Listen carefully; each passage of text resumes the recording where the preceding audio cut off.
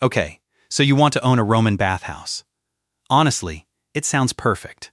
Steam rolls off the hot pool, marble floors shine under the light, customers rub themselves with oil, attendants scrape their skin with curved bronze strigils, and vendors call out prices for cakes, sausages, towels, and little services near the entrance. The building is crowded from afternoon until evening, and every person seems to leave a coin somewhere.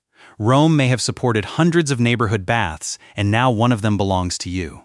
Then you notice the furnace.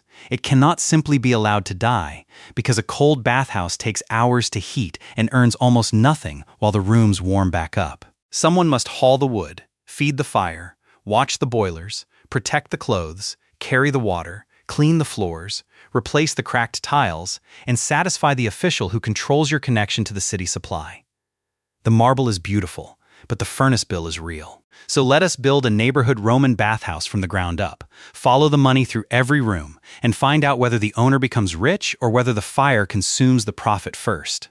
Start with a man who knew exactly what a bathhouse sounded like. Around the middle of the 1st century, Seneca complained that he lived above one. Through his floor came the grunts of men lifting weights, the crash of heavy objects, the counting of ball players, the slap of a masseur's hand, the shouting of a man who enjoyed hearing himself in the pool, the cries of customers having hair removed, the arrest of thieves, and the singing sales pitches of food vendors. Read that complaint as an owner rather than a philosopher. Seneca was not describing people washing. He was describing a building full of transactions. Every shout represented a service, every service attracted another payment, and every payment depended on the crowd gathered beneath his rooms. That is the first lesson. A Roman bathhouse was not merely a bath. It was a crowd, and a crowd could be sold food, oil, grooming, security, entertainment, retail space, and housing. Before you can earn from the crowd, however, you need a building capable of holding it. You are not constructing an imperial monument like the baths of Caracalla. Your model is a balneum, a commercial neighborhood bath. It still needs a changing room, a cold room, a warm room, a hot room, pools, benches, storage, a furnace, boilers, pipes, and a raised floor carrying hot air beneath the customers. The hidden structure under the hot room is the hypocaust. Small brick pillars support the floor while heat and smoke move through the space below.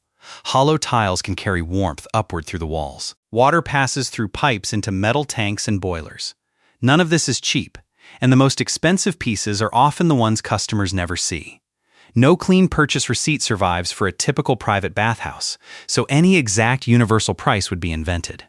What does survive are the funds established to keep baths operating.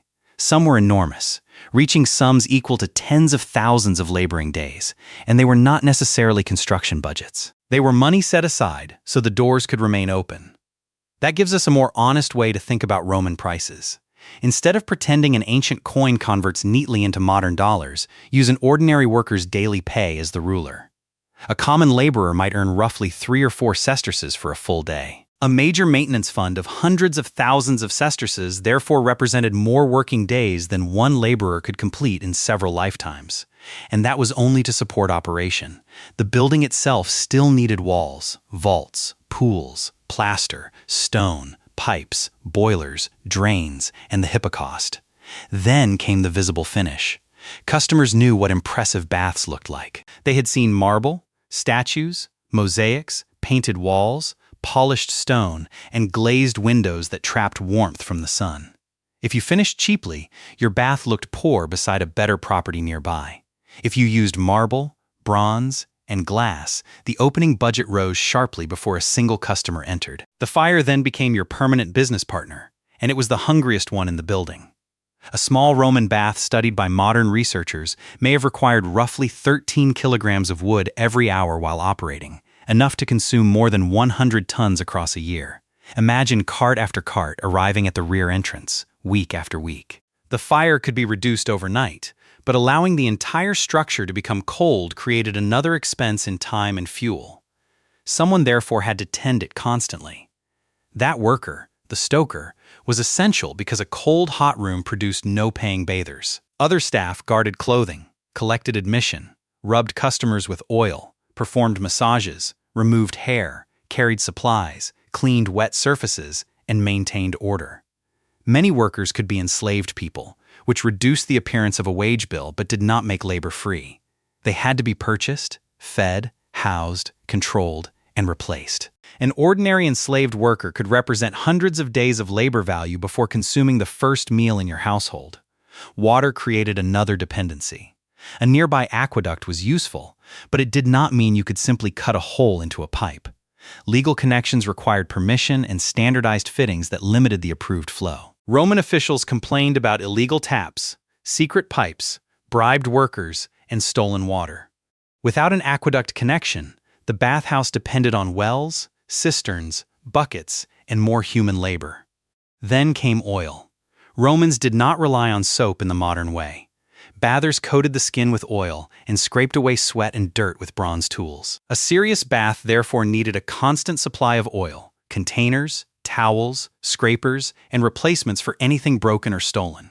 By opening day, you own a furnace that eats a forest, a water system controlled by officials, a heat and moisture machine that damages itself, and a staff that must be supported every day. Finally, you can charge admission. Here, the business becomes insulting.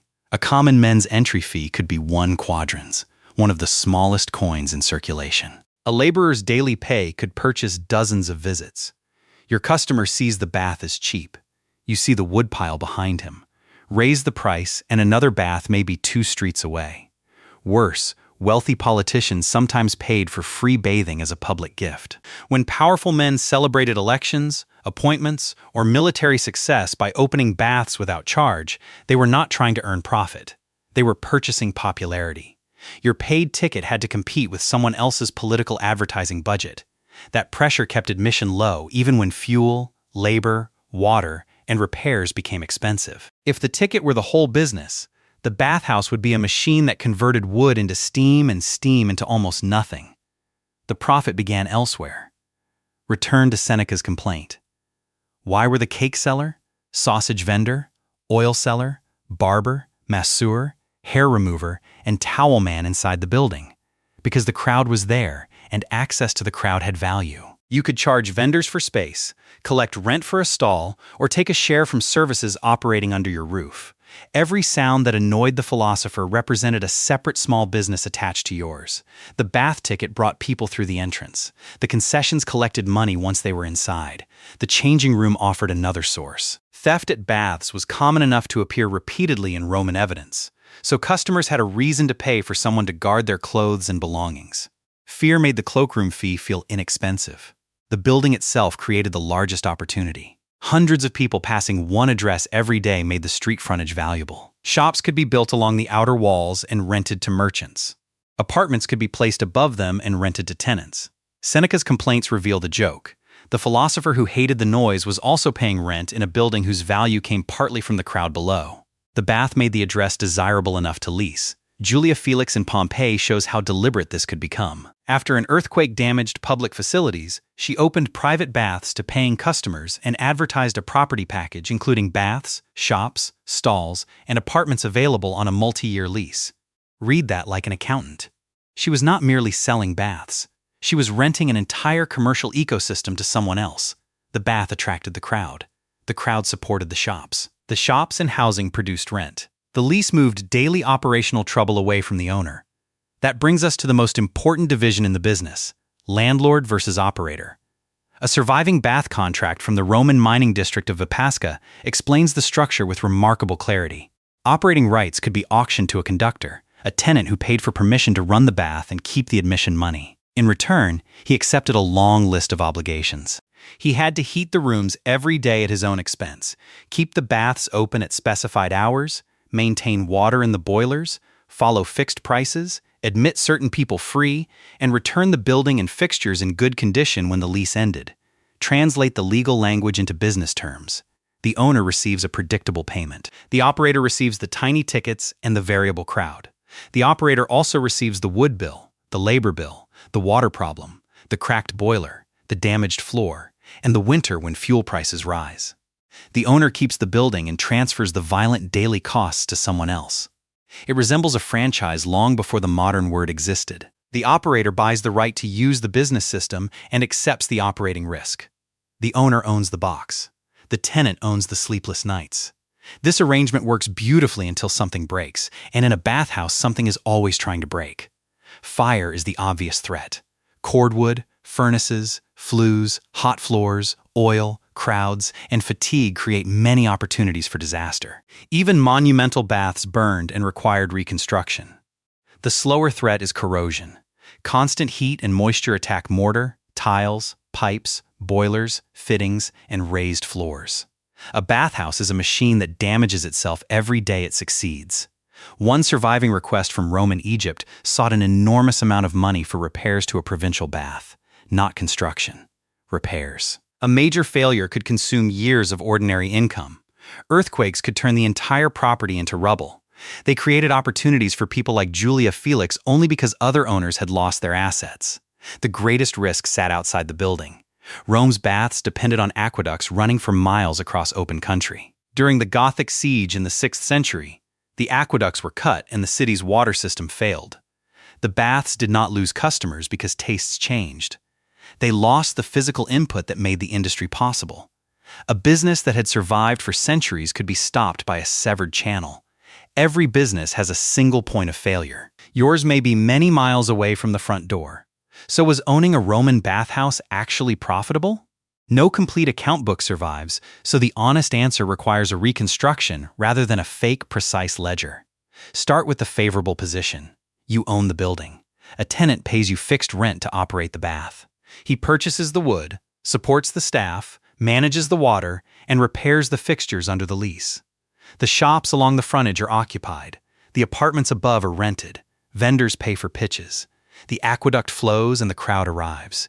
You collect income from the bath operator, the shops, the rooms, and the concessions without personally touching the furnace. You may earn a comfortable return from a trade respectable Romans claim to despise. Now change only the chair. You are the operator. A wet season makes dry firewood scarce and expensive.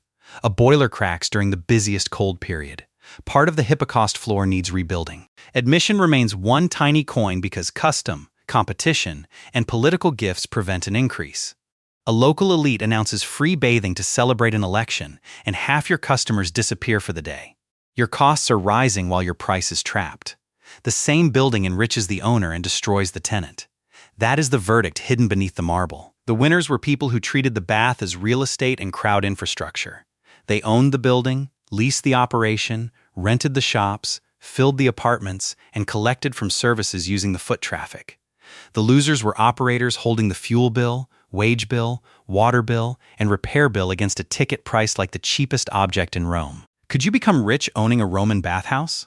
Yes, if owning means controlling the property and transferring the operating risk. Probably not, if it means personally running the furnace and hoping admission pays for everything. The hot pool was not the fortune. It was the magnet. The water attracted the crowd, and the crowd paid for everything attached to the building. You did not get rich at the turnstile. You got rich by owning every wall the customers walked past. A Roman bathhouse was not simply a place selling baths. It was an ancient shopping center with a furnace in the basement.